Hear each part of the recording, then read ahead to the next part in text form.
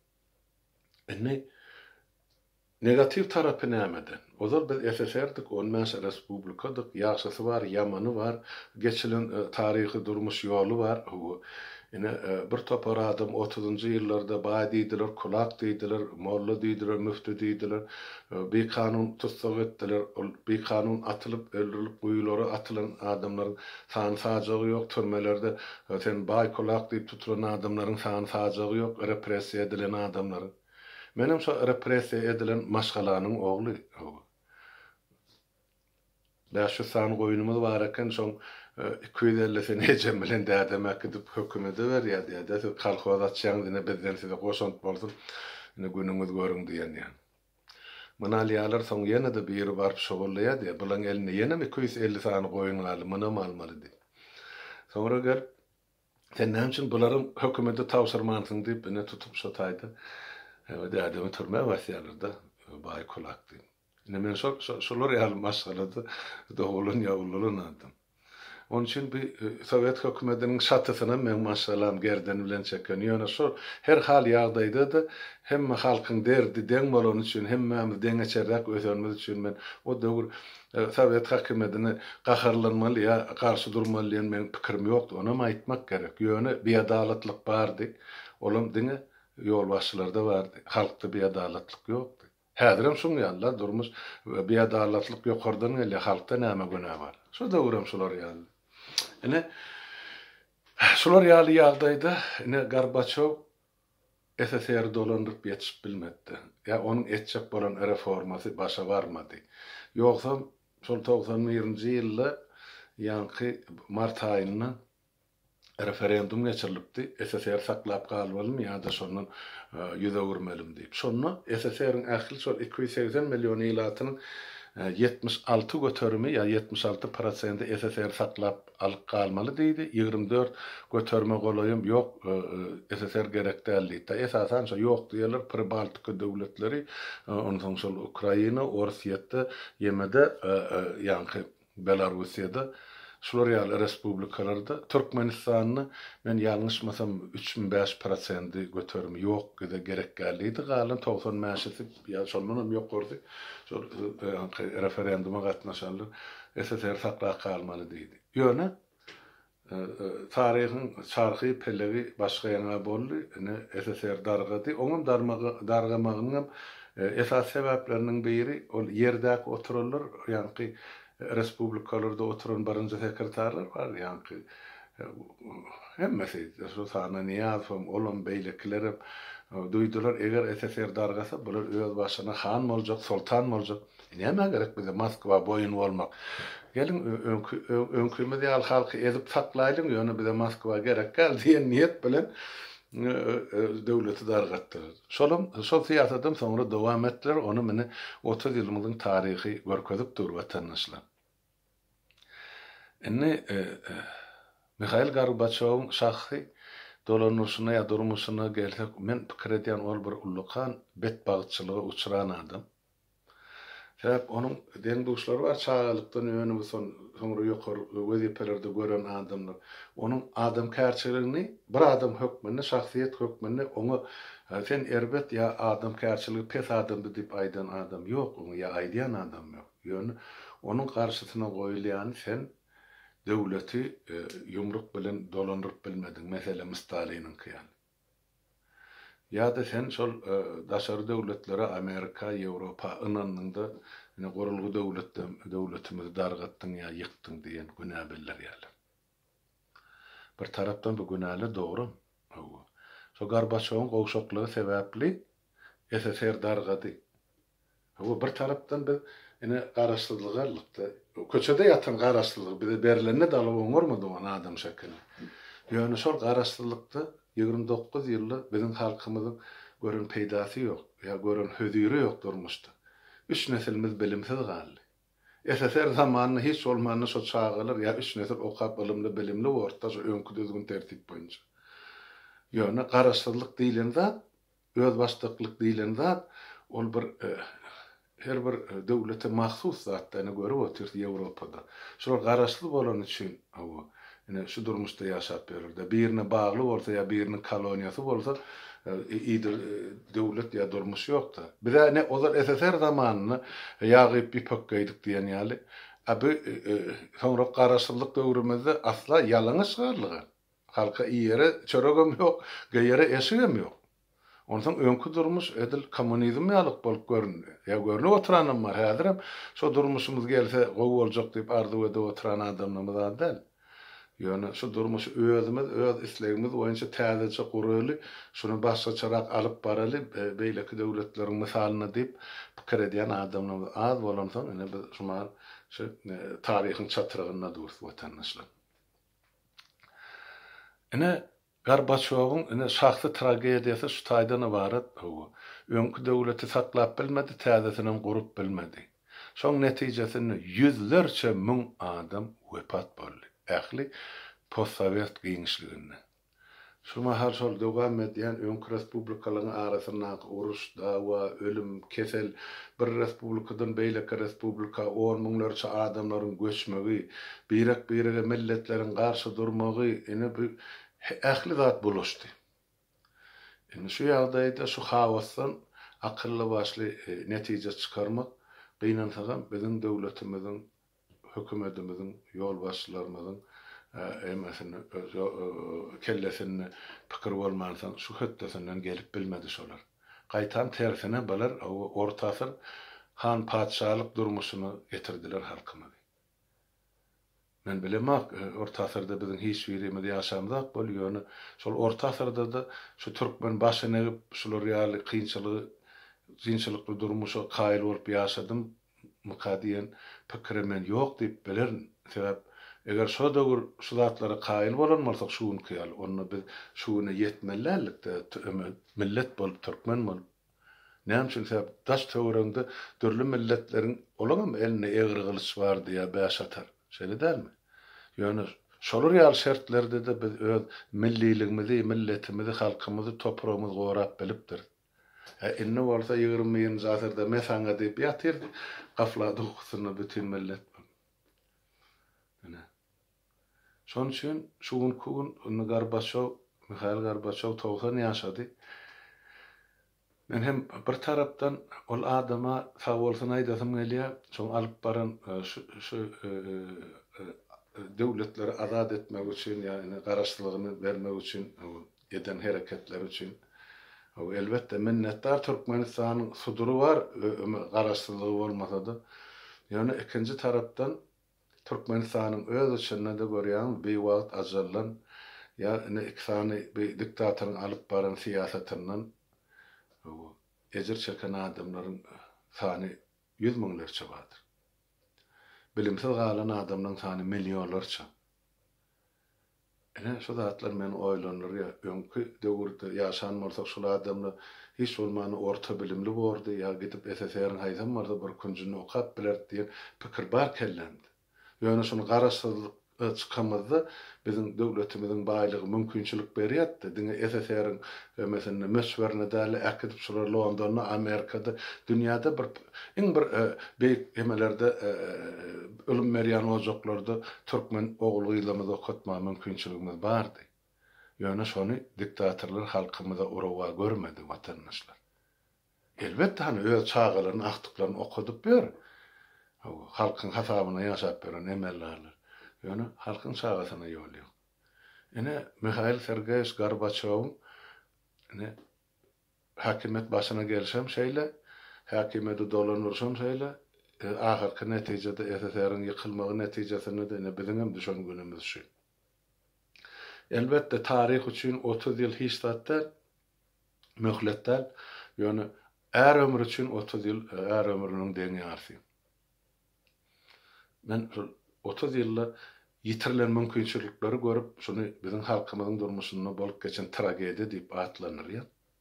Mende başga aýdara zat ýok. Ýöne her näme bolsa da men Mikhail Sergeyeviçe şu 90 ýaşy dolupdyr, uzak ömür arzu edýän o ýaşasyn, goý görsün ana alyp baran siýasatynyň netijesini halklar ne göne düşdi. Men onu bilkaslaýyn etdi diýmek, ýöne döwlet ýolbaşçysy bolsam siyasatda halkyň we döwletiň durmuşyna bolup geçsek zatlary bir-iki ädim öňde görjüsi bolmaly sen.